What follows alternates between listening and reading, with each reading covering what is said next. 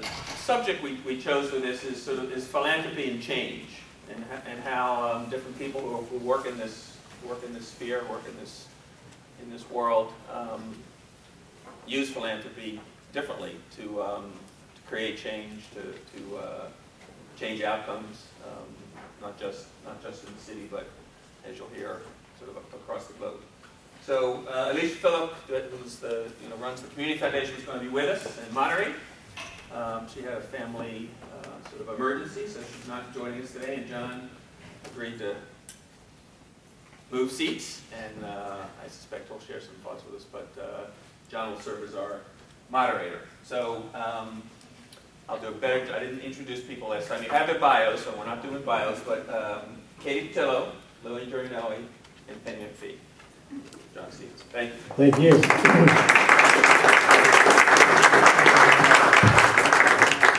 So thank you for being here. I may cough before this is over. I've got whatever that is going around. But it's a pleasure. And how many of you were in the president's panel? Yeah, I was afraid of that. We're gonna adjust the intellectual level of our presentation slightly. At least I am. They're qualified. Larry called a few weeks ago and said, "We want you to participate in this afternoon session." I said, "Larry, you don't do afternoons. I mean, people are sleepy and tired and cookies and everything." With that previous session, I have to congratulate you. That was very well done and very stimulating. And congratulations on your building. This is wonderful. Great job. Great job.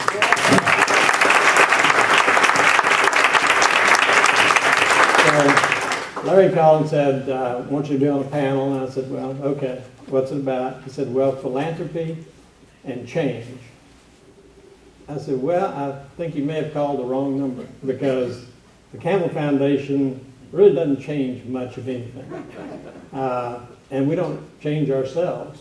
I mean, 73 years ago, Mr. Campbell died, and we do things today pretty much the way we did 73 years ago. In our history, we've had 9 employees, and 5 of them are currently employed. So we're not known, like imagination is not one of our words that we kick around the office. Our little brochure, which our able assistant has finally converted into a website, it's pretty much the same wording as it was decades ago. But we hope this will be a motivation. Yes, right. It's an institutional philanthropy. There are no living relatives. It's guided by a board of trustees who are trying to do right by Mr. Campbell's instructions, which were in his will. And we'll probably touch on that in a little bit. It's a relatively large foundation, but it gives very quietly, as he did. And so we're not a household name like the Woodruff Foundation or some of the other large foundations. We're very selective in our grants. And so we make a relatively small number of large grants for capital purposes. And when you take that strategy, it sort of works against your reputation as an agent for change. We're really working with agencies and organizations who are more on the front line of community change or systemic change. The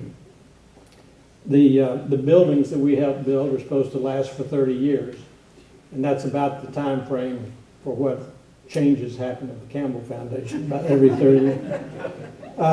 I listed some things that we haven't done. The Campbell Foundation did not provide a vision for community change. We did not think of charter schools and what a good idea that would be. We did not think of the idea of having a private management company take over Grady Hospital or private management take over the city's jewel, Piedmont Park. We didn't envision what the High Museum could be if it were supported in a certain way, or that the YMCA should be the largest early childhood development provider in the metro area. That was not our idea. We didn't anticipate or design the solution to what befalls our neglected and abused children in our community. We didn't suggest that Oglethorpe hire a president who would transform the student experience and inject the students into the Atlanta community in service and involvement. It didn't occur to us that Georgia Tech could put together a biomedical engineering facility, an environmental sciences building, and an engineering complex that would put us in Georgia at the top of the list. It didn't occur to us that Emory could start from scratch and build one of the finest schools of public health in the country relatively overnight. And we didn't think of Obamacare. Somebody else thought of that. We don't probably need to touch on that today. Having said that, we have participated in all of those things that I mentioned. But it's because wise people in the community who were highly motivated and skillful and closer to the front line of this activity came to us and said, with your help, we can accomplish these things. And in our case, help means money. And this is sort of true in the South. Most of the foundation money in the South is sort of managed, if you will, or handled or distributed by a very small professional staff or a family, as opposed to a foundation that would be filled with program specialists in higher education, specialists in the arts, specialists in human services. Our tradition in the South has been to rely heavily on the players to bring the opportunities to us. Another nice tradition in the South, and I think it's because we're still catching up after 150 or 200 years, is that the concentration of philanthropic dollars is spent locally. Think about the several billion dollars represented by the Woodruff interest and the $350 million or whatever it is each year that's distributed, all local. There are some scholarships around the region, but essentially the decisions are made in favor of the local community. So it may sound provincial or it may sound selfish, but that's probably a good thing for our community. It would be a mistake for anything that any of us says for you to generalize about it. The foundations that are represented here and the foundations, if you took a list of 20 or 30, would have the community's interest in common, but after that it all goes different ways.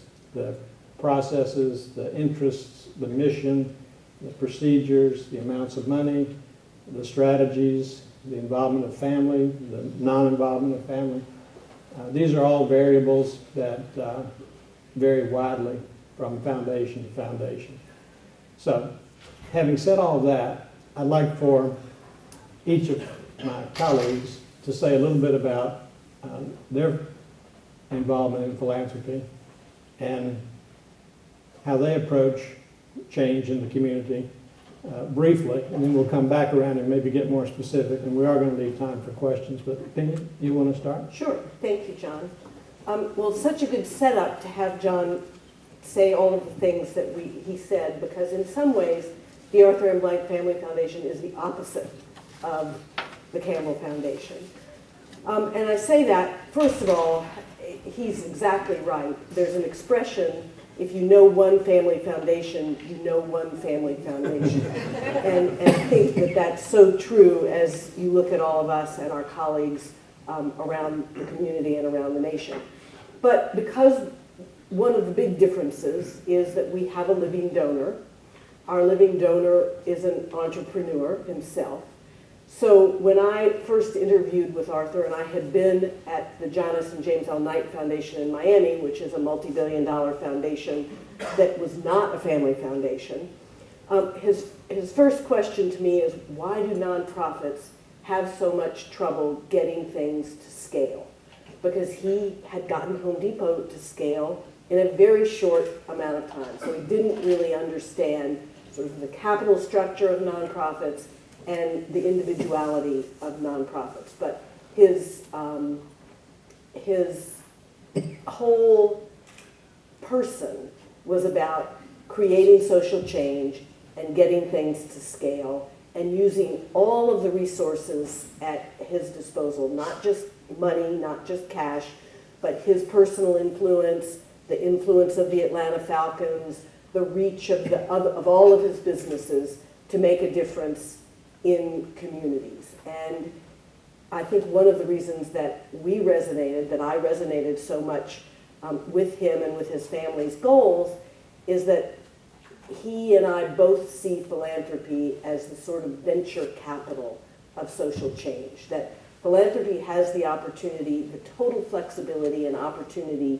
to try things that government can't try, that the for-profit businesses won't try, and to take risks. And if some of them fail, they should fail. That we believe that if you're not taking enough risk and if you're not seeing some failures, that you're not pushing the envelope far enough. So we take chances and we try to seed new things.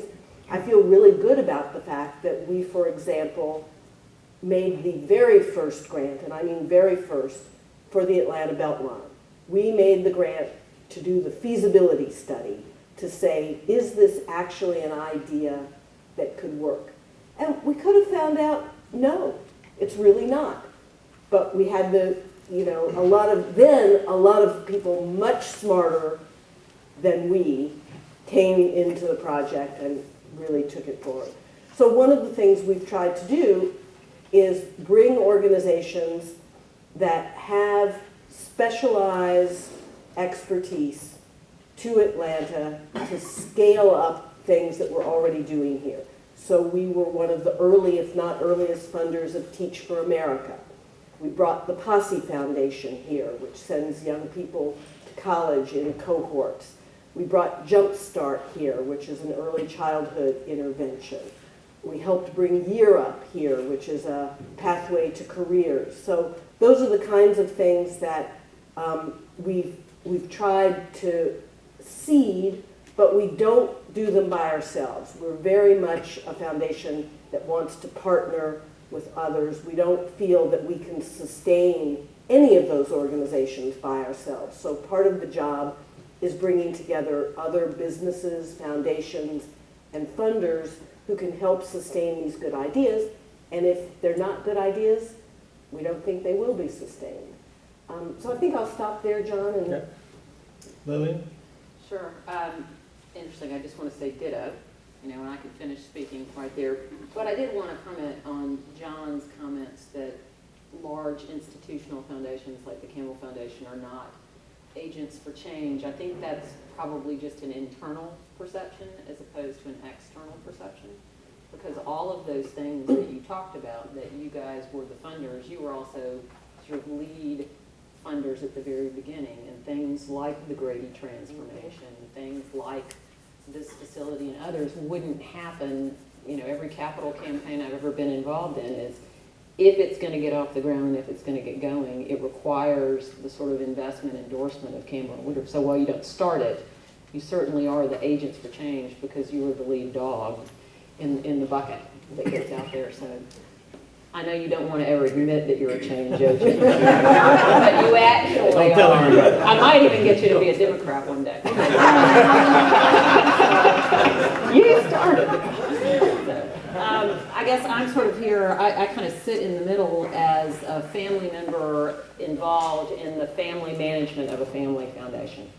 And our story is very similar to what happens at the Blank Foundation. The foundation was started in the late 80s by my parents, Tom and Ann Cousins, and really initially it was created to respond to essentially the community requests that kind of came in through the door.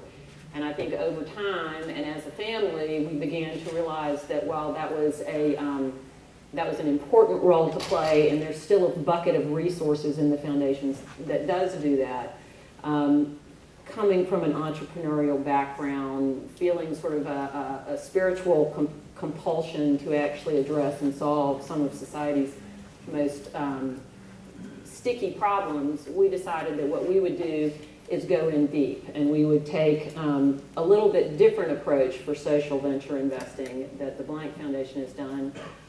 We, in fact, actually start projects is what we do. We became a community partner with a neighborhood over in East Atlanta called East Lake. And that work started 18 years ago, and I don't think any of us ever thought that we'd still be embedded there, but we are, and it's a generational commitment. But part of what we decided we needed to do is, instead of being broad, that we would go in deep, create deep partnerships in the community, work on bringing others into the community to help effectuate change, but in the meantime, until the community could sustain itself, we would be sort of the ground foundation for that. And then the other bucket of money and resources that we do is very focused on leadership development. I think everything you can see about the transformation of Oglethorpe, you can see about the transformation of any great institution is around leadership. So we invest a lot in the mainline traditional Christian church around leadership development and as well as in academic institutions. And part of the guiding philosophy on some of that is Tom likes to say, you find a good horse and you bet on it. And so it's really, so it really is about leadership in our work and what we do. I think the point that you make about focusing and defining your mission and area is an important one. In a minute, I want you to come back, though, and talk about how you leverage that experience with Purpose Build. Yep. Okay. So, Katie, you want to give us a snapshot? Sure. I'm really honored to be on this panel because I feel like a little bit like an outlier here. We're very small, but we're very nimble. We started the Rockdale Foundation, Bob Pattillo and I did in 1994, and for years I really focused on the local Atlanta community through education. And I chaired the PTA, and then I ran for the school board and chaired the school board and served on it for 8 years. And really went deep in local education and did that for a long time. And then about 3 years ago, when all my children were finally flying the nest, I decided that I wanted to do some international work. The foundation had actually done quite a bit in microfinance in the Mideast and other places, but I had not personally been on the ground doing it. So as luck would have it, an Oglethorpe graduate who had actually been done a project for us years ago for the foundation, happened to be moving back to Atlanta, and she had lived in Africa. And I knew that I wanted to go to Africa. My oldest daughter said, Mom, you should go to West Africa. That's where the real need is, and that's where fewer people are doing work.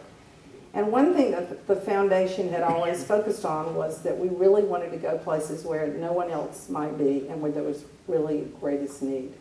So I started researching West Africa, and my friend, my co-worker, first took me to Malawi, and we looked at everything from the Clinton Farm Initiative to a well project, actually y'all supported, to education projects and hospitals.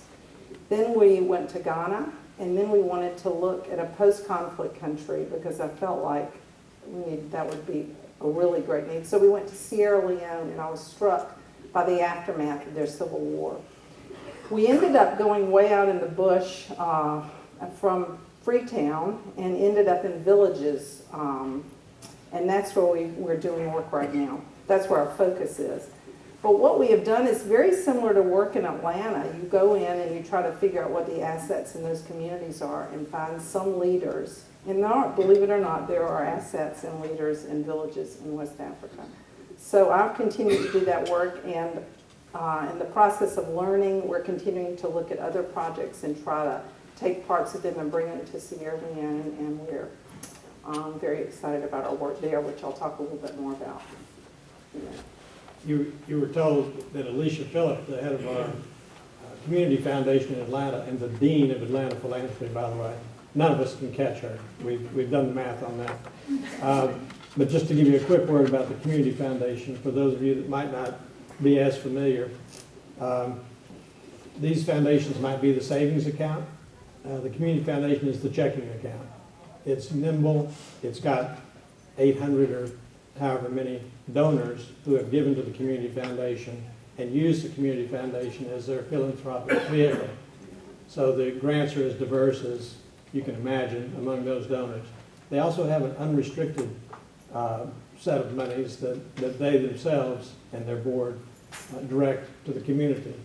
And there again, their focus with those funds tends to be smaller in scale, but strategic, grassroots, responsive to community alerts, and responsive to important segments of the nonprofit sector who happen to be struggling and need a particular bridge, and also to encourage nonprofit management in excellence. So we've got the Community Foundation, we've got family foundations, institutional foundations, we've got 2 people that work for foundations and 2 people that are somebody. So we've got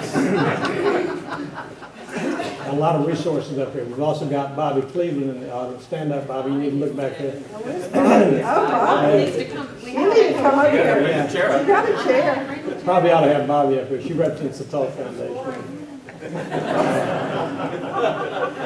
He's keeping us honest up here.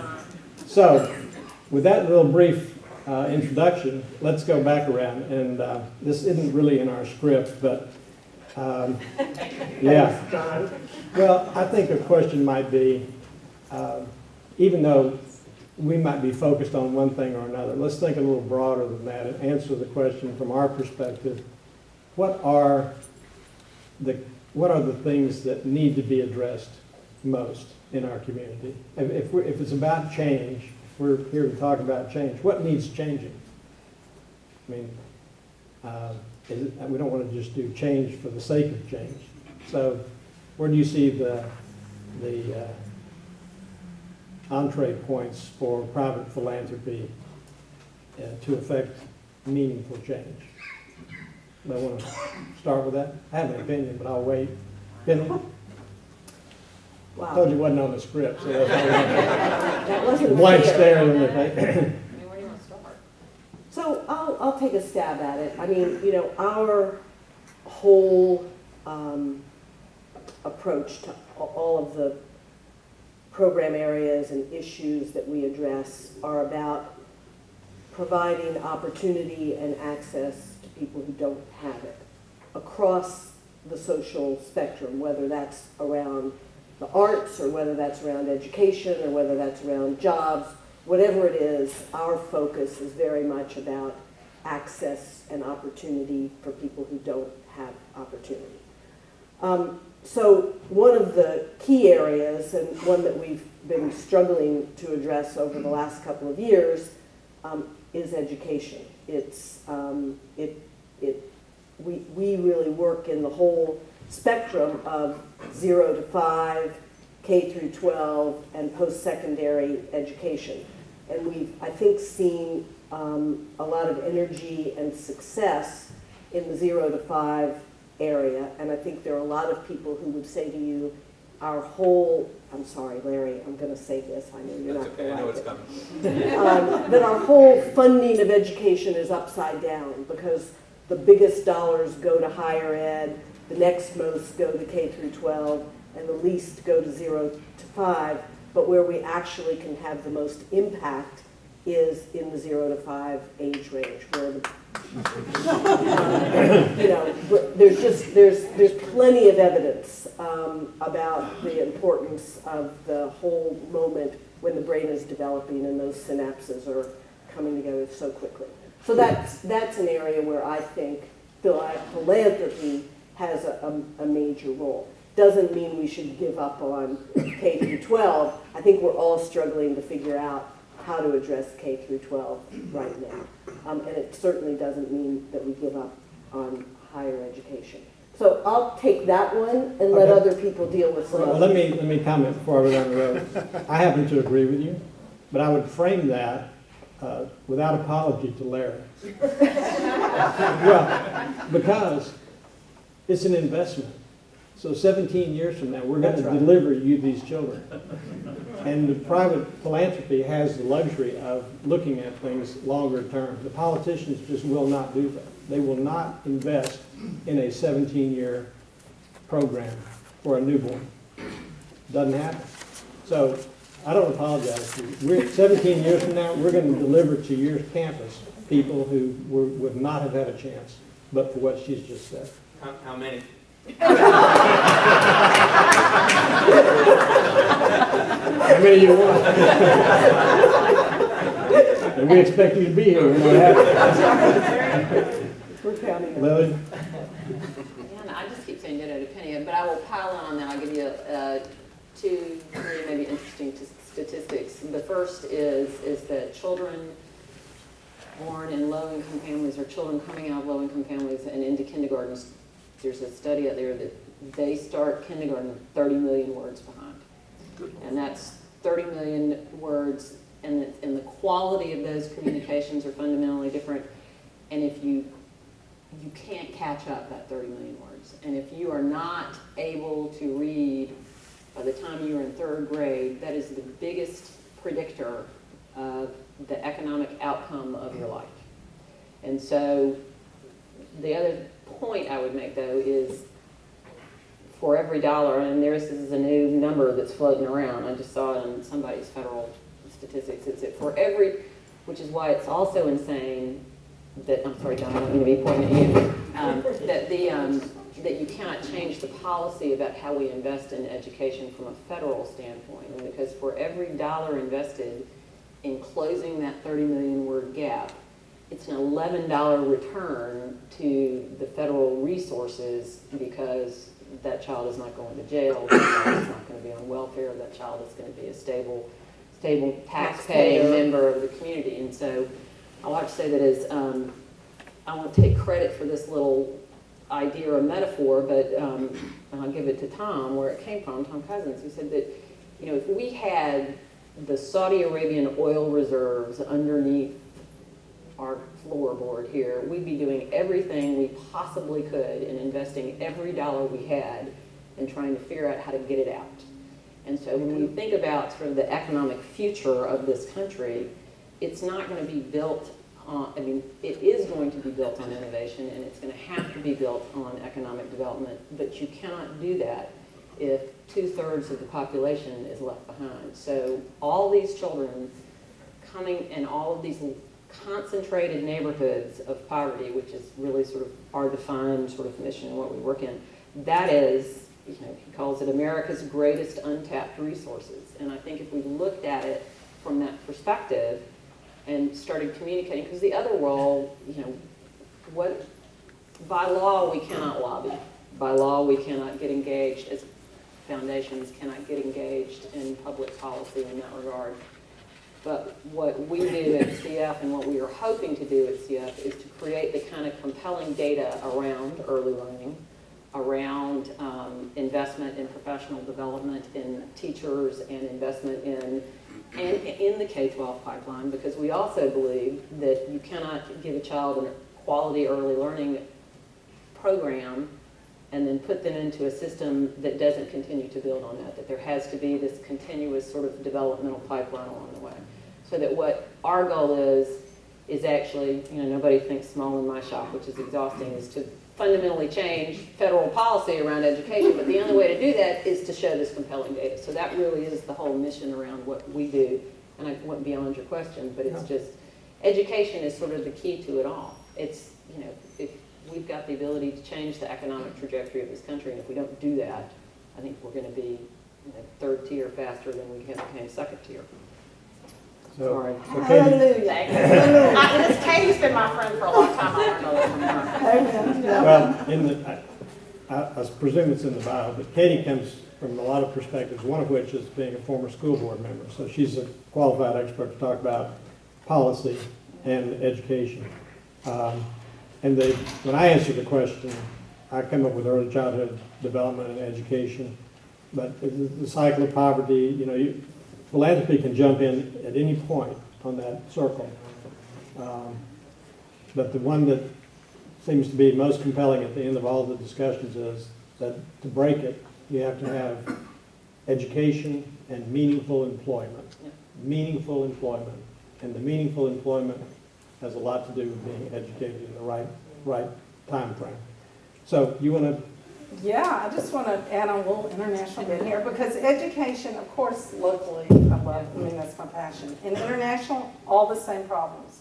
We're in Sierra Leone, we're in a rural village, over half the population is under 15. Most of them don't have anything to do when they get out of secondary school. So currently we're piloting a project between two larger INGOs, International Poverty Action and Restless Development. They have a domestic Peace Corps in Sierra Leone. They've been sending out more or less high school graduates into the villages to do health care because there's not anybody that will go out there. Well, we're piloting a program to send them in to do tutoring and education. We also have done a teacher institute, sort of like a TFA, but for these village teachers that have never had any training before, and we're training secondary students from those villages to teach also because you can't get anybody to go in there to teach, so let's use the assets that are there.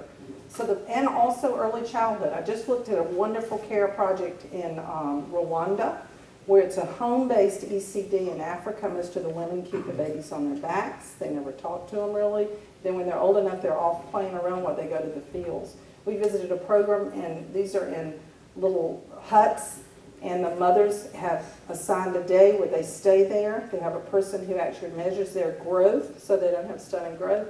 They teach the other mothers they need to talk to the children. Words are important.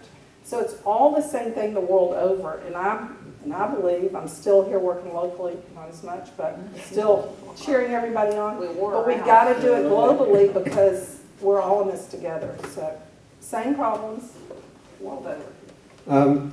We've got some other questions, but I wonder if this has triggered any questions from the audience.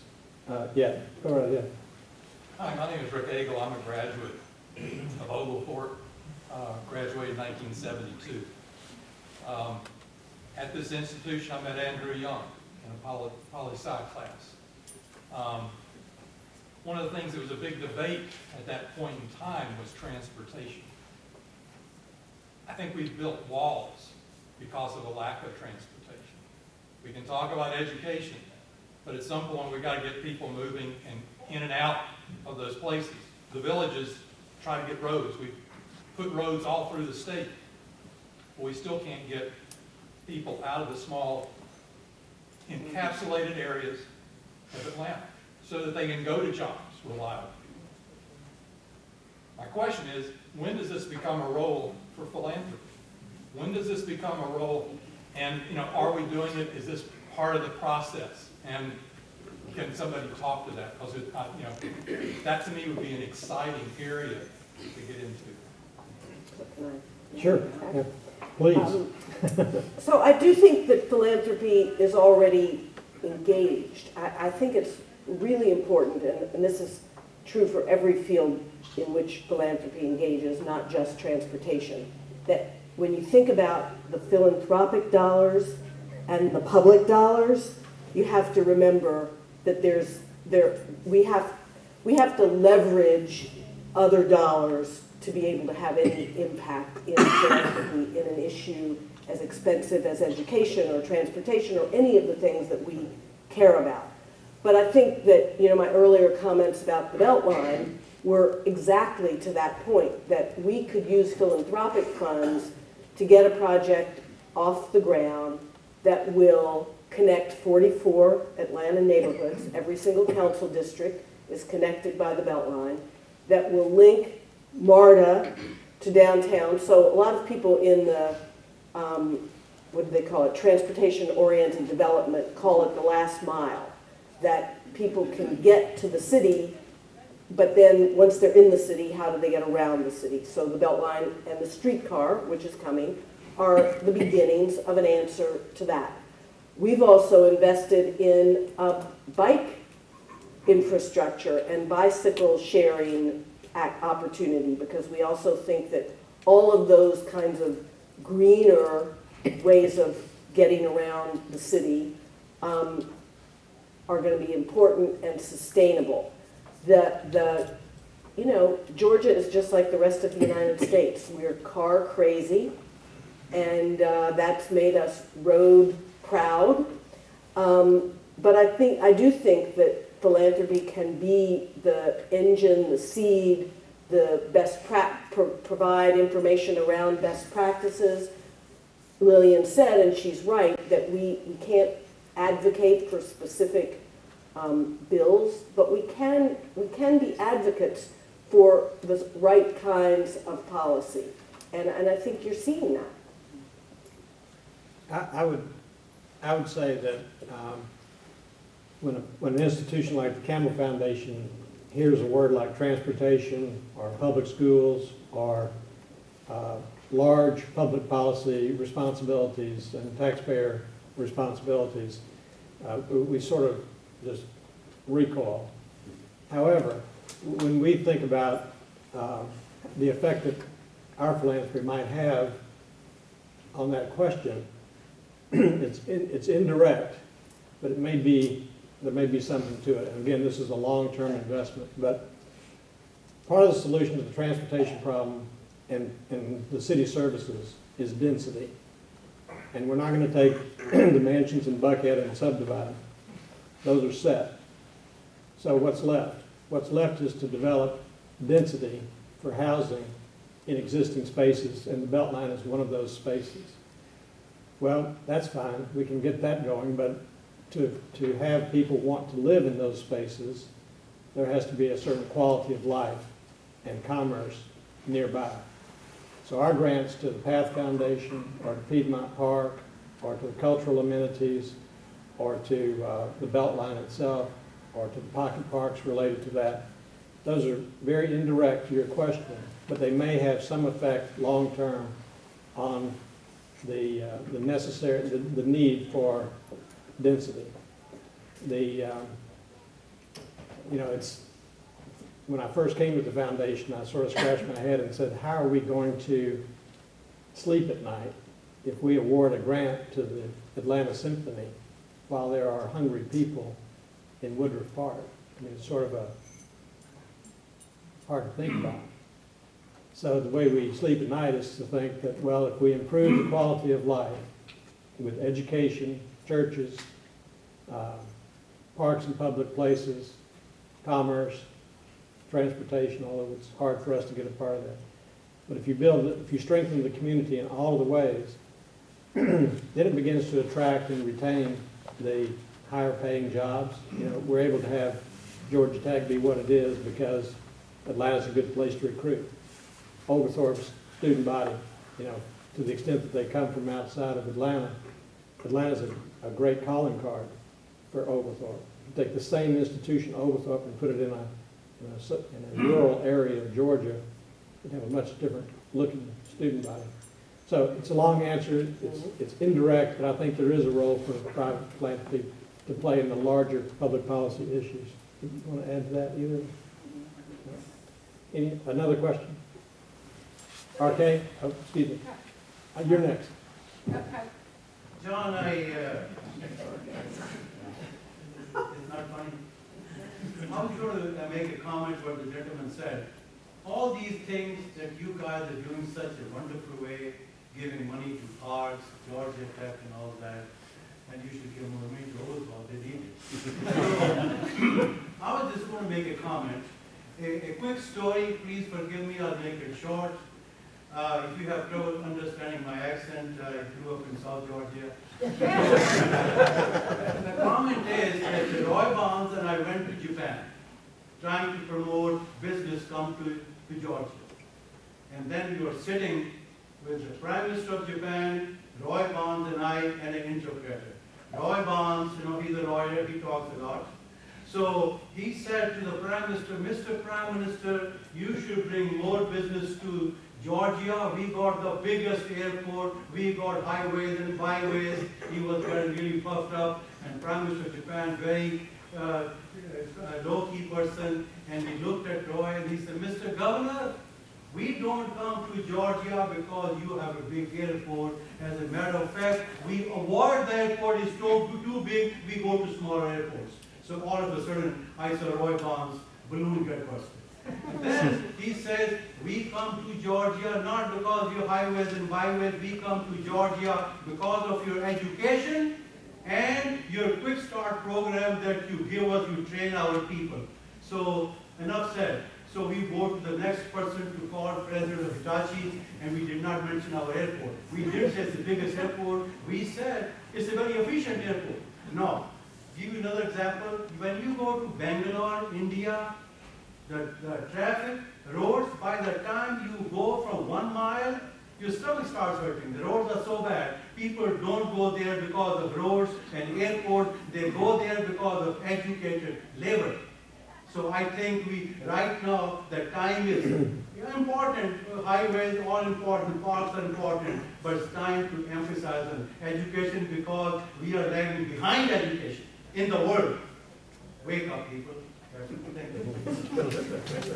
You had a question?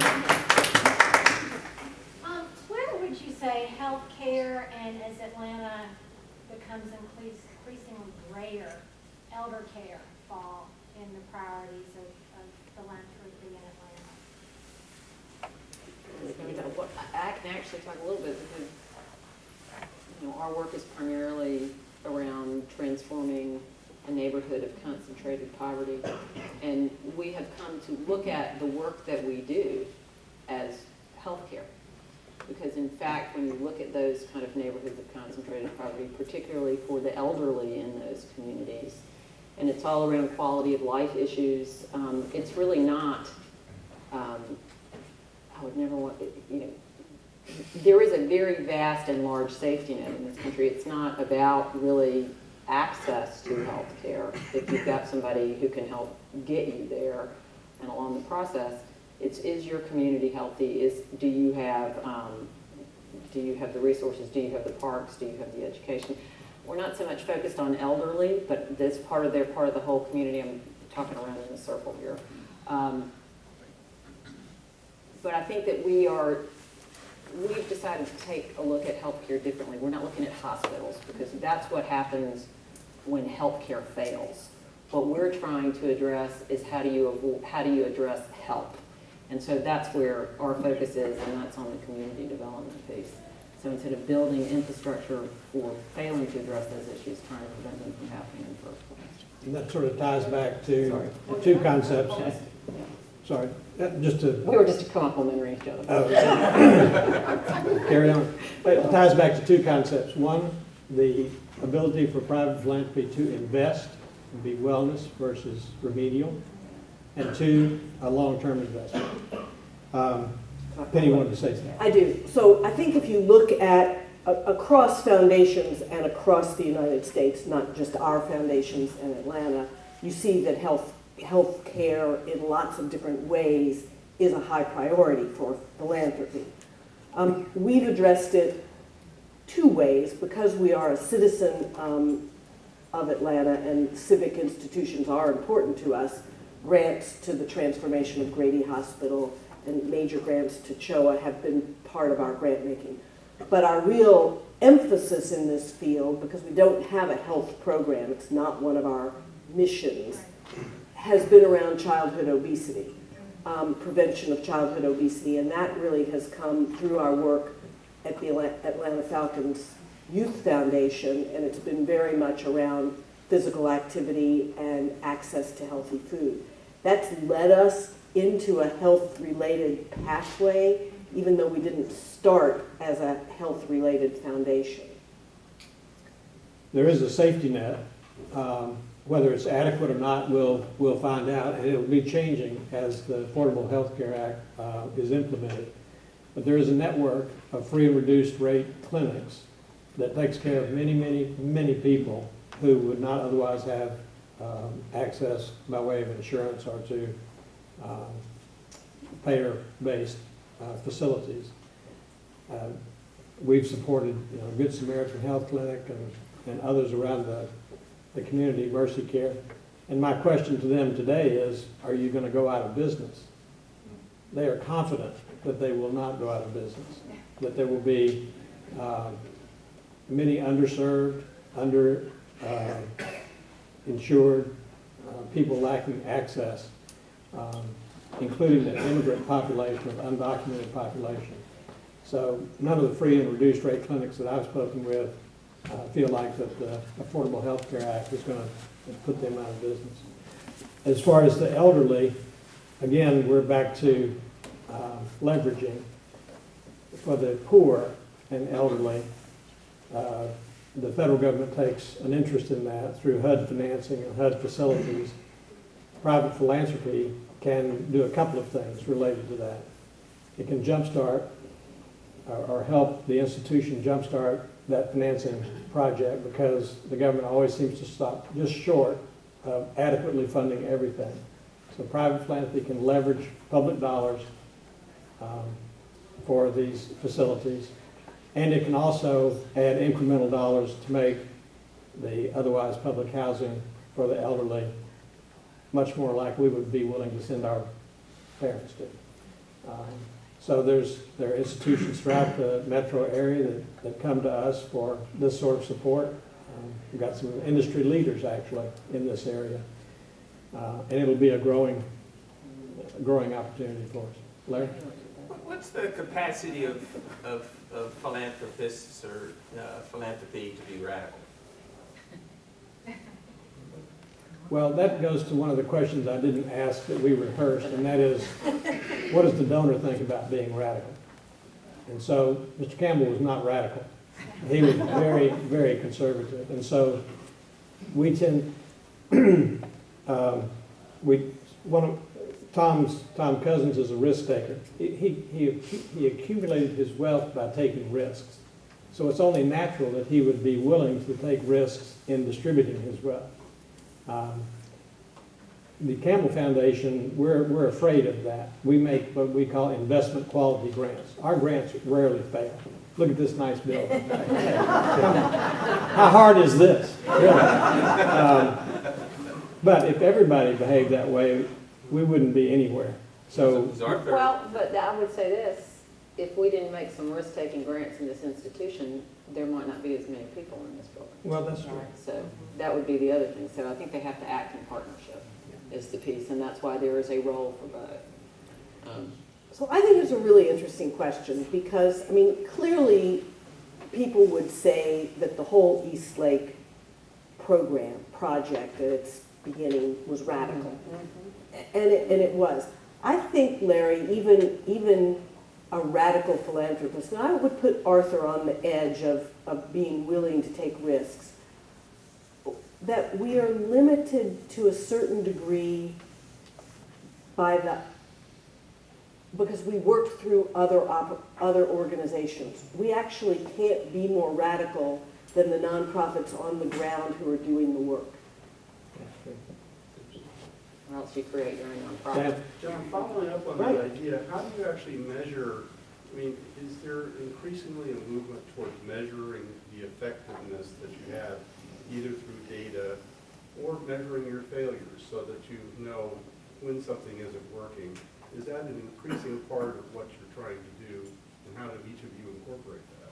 So for the last 15 or 20 years in our professional associations, evaluation is the most talked about and least acted upon word in the language. It's kind of like ecumenical work in the church. They love to talk about it, but rarely does it happen. So our evaluation of this grant to Oglethorpe includes my walking around and making sure all the ceiling tiles are squared, and they are.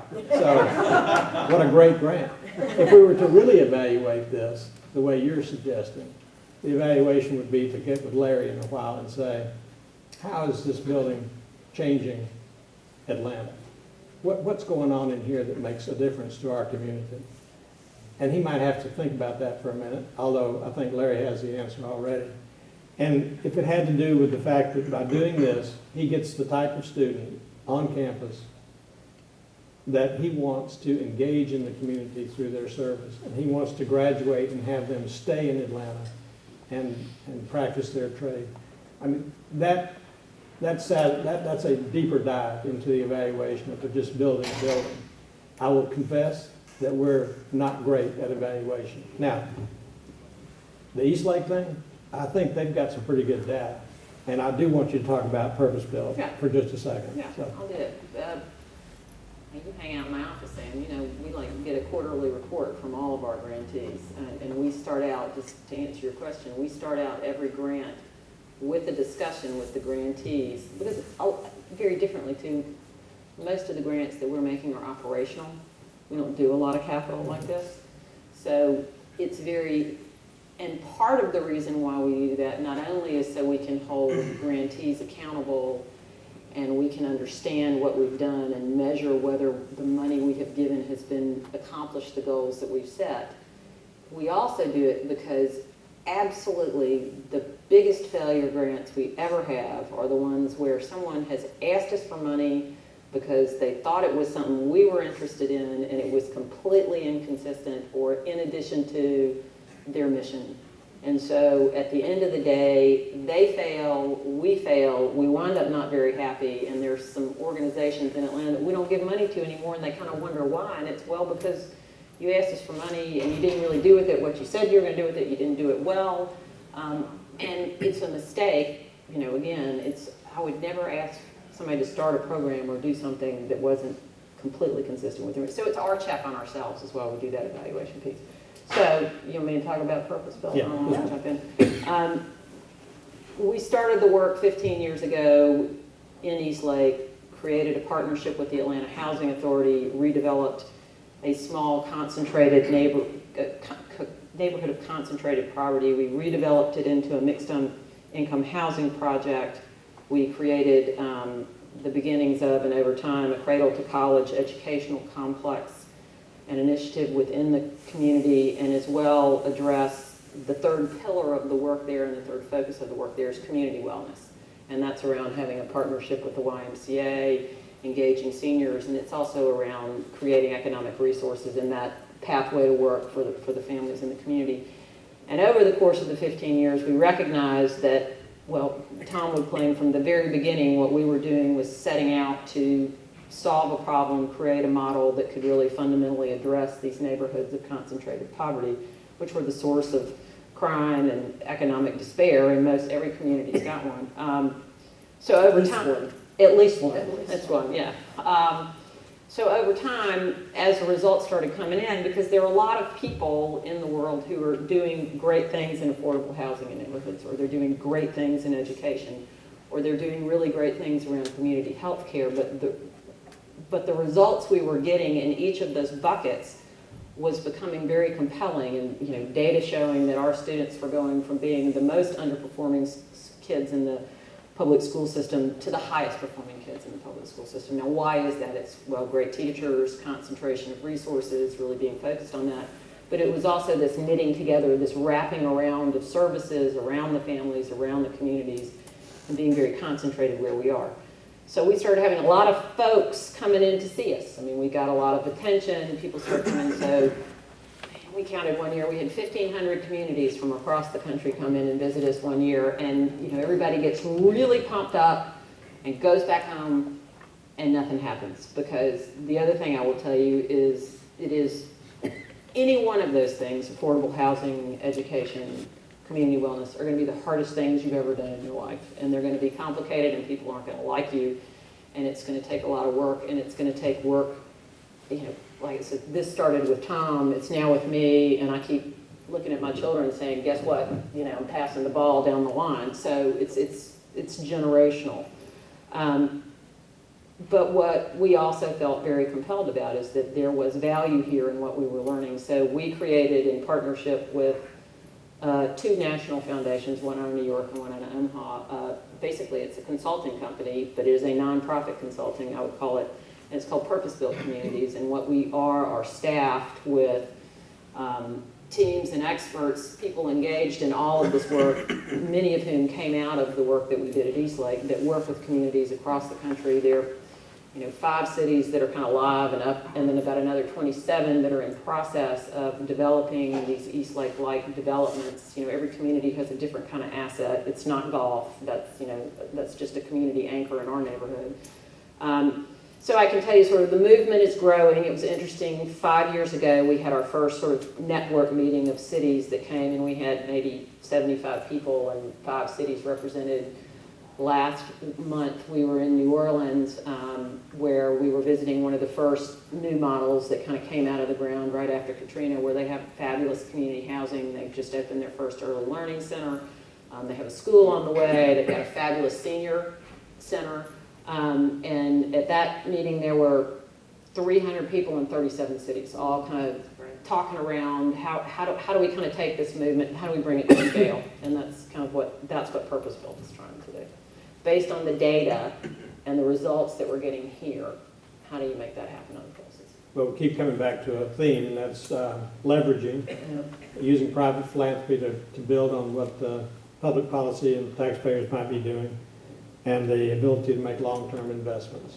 And you heard her say 15 years, so I think we're out of time. Is there one more question? Back?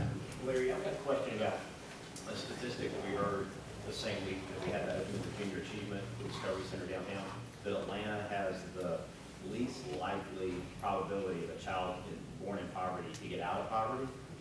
And it's heartbreaking to hear that about our own city. In your sense, the number one root cause of that for us here in Atlanta, why is that true for us? You know, what's our biggest problem in that